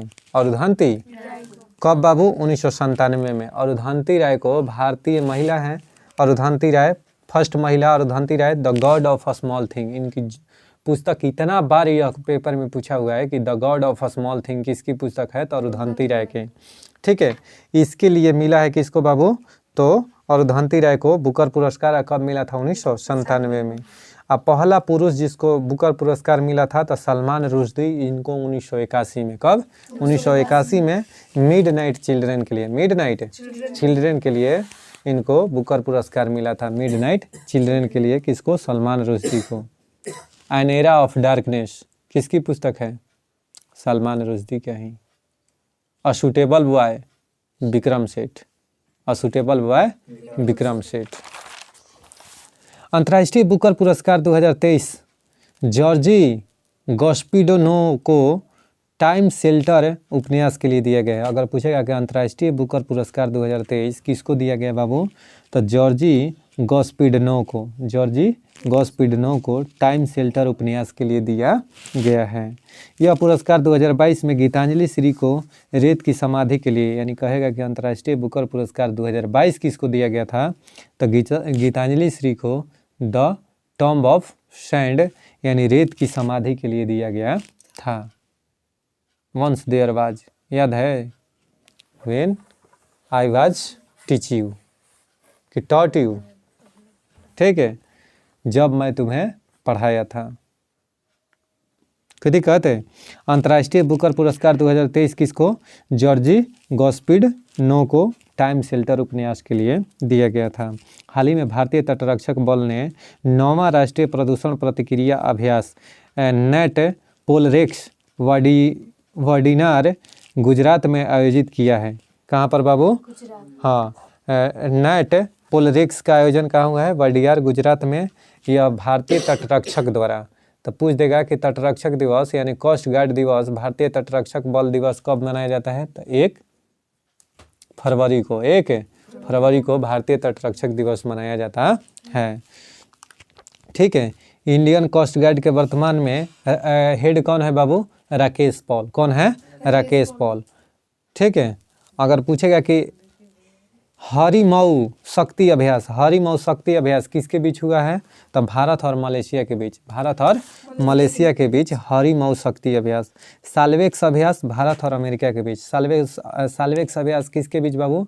भारत और अमेरिका के बीच। अब वज्र प्रहार भारत और अमेरिका के बीच। हाल ही में केरल राज्य के ओना टुकारा तिल को जीआई टैग मिला है, जीआई टैग मिला है। अब जीआई टैग के बारे में बात करते हैं। जीआई टैग अधिनियम कब का है बाबू? 1999 में। यानी जीआई टैग के कब? 1999 में। भारत में 2003 में के अधिनियम से जीआई टैग पारित हुआ, ठीक है। 2003 के अधिनियम से 2004 में सर्वप्रथम दार्जिलिंग चाय को दिया गया, ठीक है। 2003 में, हाँ, 1999 का अधिनियम से जीआई टैग की स्थापना 1999 में या 2003 के अधिनियम से का हुआ था? 1999 का अधिनियम से, सॉरी फिर बोला गया, यानी 1999 के अधिनियम से जीआई टैग बाबू 2003 में भारत में स्थापित हुआ। उसके बाद में 2004 में सर्वप्रथम दार्जिलिंग चाय को, कौन सा? दार्जिलिंग चाय को जीआई टैग मिला था। कोई दिक्कत? दार्जिलिंग चाय कहाँ के बाबू? तो पश्चिम बंगाल के दार्जिलिंग चाय को सर्वप्रथम जीआई टैग मिला था। जीआई टैग का फुल फॉर्म होता है जियोग्राफिकल इंडिकेशन, जियोग्राफिकल इंडिकेशन। और जीआई टैग जो दिया जाता है यह किस मंत्रालय के अधीन आता है? तो वाणिज्य मंत्रालय के अधीन, किस? वाणिज्य और उद्योग मंत्रालय के अधीन यह आता है जीआई टैग। अगर बात करें कि यह कितने वर्षों के लिए, तो जीआई टैग 10 वर्षों के लिए दिया जाता है। पेटेंट कितने वर्षों के लिए दिया जाता है? 20 वर्षों के लिए। पेटेंट किसको दिया जाता है? तो जिसका खुद का अपना बनाया हुआ प्रोडक्ट हो, क्रिएटिव प्रोडक्ट को पेटेंट दिया जाता है। कि आप अगर मान लीजिए पेन है, ये पेन अगर मैं खुद बनाया हूँ, अगर इसको पेटेंट मिलेगा तो मेरे पास 20 वर्ष के लिए इसका दर्जा होगा। कितने के लिए? 20 वर्ष। यानी हम इसके उत्पादन में कोई भी इम्प्रूव कर सकते हैं, जितना चाहें हम अपना बेच सकते हैं। जितना मूल्य निर्धारण हो वह पेटेंट वाली वस्तु के खुद मालिक का होता है, उसका खुद, हाँ, जिसका होगा वहीं पूर्णतः उसका ऑनर होगा। बिक्री मूल्य का भी या उत्पादन का भी मालिक कौन होगा? उसका खुद, जिसका पेटेंट होगा, जिसको पेटेंट दिया जाएगा। पेटेंट भी वाणिज्य और उद्योग मंत्रालय द्वारा ही। अब पेटेंट किस लिए दिया जाता है? तो वस्तु के गुणवत्ता और तकनीकी ज्ञान के आधार पर, जैसे उसका कौन सा टेक्नोलॉजी से उत्पादन कर रहा है, कैसा टेक्नोलॉजी है और कितना आसानी से, कितना कम खर्च में, ये सब सारा चीज़ देखा जाता है। किस में? पेटेंट में। अब पेटेंट कितने वर्षों के दिया जाता है? 20 वर्ष। इसमें वस्तु की गुणवत्ता का निर्धारण किया जाता है पेटेंट में। समझ में आ गया ना? बहुत बढ़िया। देखिए ओथुर पान अभी हाल ही में जीआई टैग मिला है। यह किस राज्य के है बाबू? तो तमिलनाडु के। ओथुर पान को जीआई टैग मिला है, किस राज्य के हैं? तमिलनाडु को। कम्बम अंगूर किस राज्य के हैं? तमिलनाडु को। कम्बम अंगूर कहाँ के? तमिलनाडु के, ठीक है। गामोसा कहाँ के है बाबू? गामोसा असम के, इसको जीआई टैग मिला है, गामोसा असम के। चुरपी, याक के पेड़ से याक से पनीर बनता है, याक के दूध से पनीर बनता है, चुरपी पनीर, ठीक है। अरुणाचल प्रदेश में चुरपी पनीर, अरुणाचल प्रदेश में। चुरकी ना, चुरपी, ठीक है। भारत का सबसे बड़ा टाइगर रिजर्व मध्य प्रदेश में होगा। भारत का सबसे बड़ा टाइगर रिजर्व कहाँ बाबू? मध्य प्रदेश में होगा। यहाँ के नौरादेही और दुर्गावती अभयारण्य को मिलाकर एक कर देंगे। यहाँ के नौरादेही और दुर्गावती अभयारण्य को मिलाकर एक कर देंगे। वीरांगना दुर्गावती टाइगर रिजर्व मध्य प्रदेश में। वीरांगना दुर्गावती टाइगर रिजर्व कहाँ है बाबू?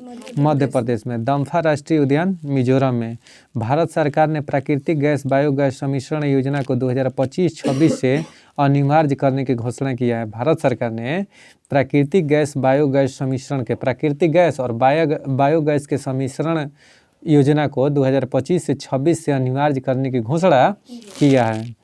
2025 से 26 में 1% मिलाया जाएगा, 2026 से 27 में 3% और 2027 से 28 में 4% और 2028 से 29 के बीच 5% मिलाया जाने लगेगा।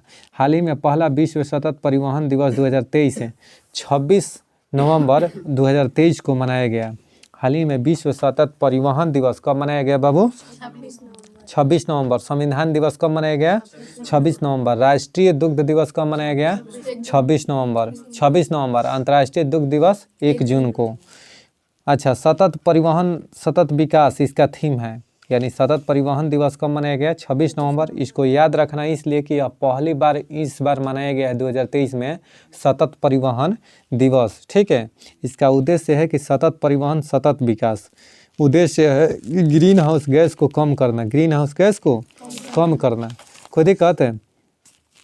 सुनिएगा, हाल ही में शिक्षा मंत्रालय ने आईआईटी कानपुर के सहयोग से ऑनलाइन निःशुल्क कोचिंग प्लेटफॉर्म साथी लॉन्च किया है। हाल ही में आईआईटी कानपुर के सहयोग से भारत शिक्षा मंत्रालय ने ऑनलाइन निःशुल्क कोचिंग प्लेटफॉर्म साथी लॉन्च किया है। इसमें क्या होगा कि साथी प्लेटफॉर्म जो लॉन्च हुआ है, इसमें नीट और जो आईआईटी जेईई का तैयारी करते हैं ना, उसको निःशुल्क तैयारी कराया जाएगा भारत सरकार की तरफ से। समझ गए ना, कोचिंग प्रोवाइड किया जाएगा। खेलो इंडिया पैरा गेम्स 2023 के पहले संस्करण का शुभंकर उज्ज्वला, ठीक है, उज्ज्वला यानी गौरैया का शुभंकर है। खेलो इंडिया पैरा गेम्स 2023 का जो चालू हो गया है, कहाँ पर? तो नई दिल्ली में हो रहा है। उसका अगर शुभंकर कौन सा है तो उज्ज्वला यानी गौरैया उसका शुभंकर है। ठीक है, अब आइए खेल और शुभंकर। हॉकी का, हॉकी जो खेल हुआ था उसका शुभंकर क्या है? ओली, उसका शुभंकर ओली है। FIFA world cup, FIFA world cup जो हुआ उसका शुभंकर क्या था? लाइव। आईसीसी वर्ल्ड कप के शुभंकर क्या है? क्रिप्टोवर्स। कौन है? क्रिप्टोवर्स। कोई दिक्कत है? आईसीसी वर्ल्ड कप का क्रिप्टोवर्स। यूथ गेम्स का शुभंकर क्या है बाबू? आशा। यूनिवर्सिटी गेम्स का जीतू यानी 12 सिंघा। कॉमनवेल्थ का पेरी दबुल, कॉमनवेल्थ गेम्स का शुभंकर क्या है? पेरी दबुल। एशियन पैरा गेम्स के फेई फ्री। हाल ही में दोहा आईएसएसएफ विश्व कप फाइनल में 25 मीटर रैपिड फायर में पदक जीतने वाले पहले भारतीय निशानेबाज कौन बन गए हैं? अनीश भानवाला। हाल ही में उत्तर प्रदेश के वाराणसी में दूसरे फ्लोटिंग सीएनजी स्टेशन का उद्घाटन किया गया है। देखिए, उत्तर प्रदेश के वाराणसी में बाबू दूसरे फ्लोटिंग सीएनजी का उद्घाटन, स्टेशन का उद्घाटन किया गया है। सीएनजी कंप्रेस्ड नेचुरल गैस होता है, इसमें सबसे अधिक मीथेन गैस होता है। क्या होता है? पशु जुगाली करते हैं उससे भी मीथेन गैस निकलता है, धान के खेत से मीथेन गैस निकलता है। एलपीजी में मीथेन और ब्यूटेन होता है, दोनों का मीथेन प्रोपेन और ब्यूटेन का मिश्रण होता है। ठीक है, उत्तर प्रदेश में 25 नवंबर को नो नॉन वेज डे के रूप में मनाया गया। उत्तर प्रदेश में 25 नवंबर को नो नॉनवेज डे के रूप में मनाया गया। बहुत बहुत शुक्रिया दोस्त, आप इतने तसल्ली से मेरे क्विज को देखें। आप सभी को तहे दिल से शुक्रिया।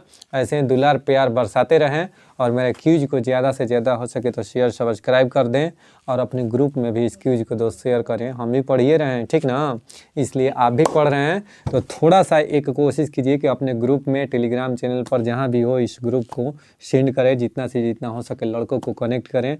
आपका यहीं प्यार दुलार इस भाई को आगे बढ़ाएगा। वीडियो हम लोग यूँ ही लगातार देते रहेंगे। ठीक है, तब तक के लिए जय हिंद जय भारत। ठीक है, कल के लिए क्वेश्चन अगर पूछना है ना तो बताइए। कल के लिए क्वेश्चन में रहेगा कि क्रिकेट के पिच की लंबाई कितना होता है?